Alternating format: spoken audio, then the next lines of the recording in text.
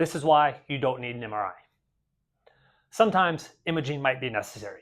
Certain things like severe neurological weakness, a major accident, or bowel and bladder issues, or any other big red flag signs. So here's what happens.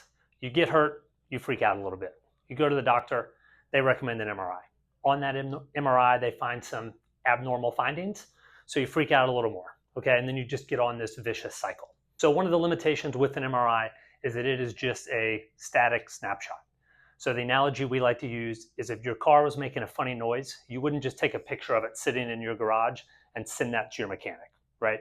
You'd want to take the car to mechanic, pop the hood, drive it around, kick the tires, okay? You're gonna learn way more from that or a physical therapy evaluation than just a standard snapshot. Another thing that we're learning is all of these quote unquote abnormalities that we're finding on MRIs are actually quite normal.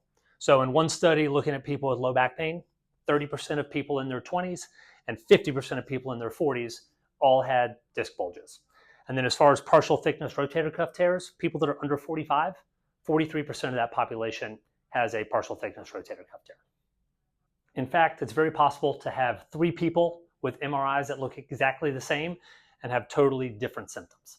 So at the end of the day, it's super important that you find a provider that's going to treat the person, not the picture.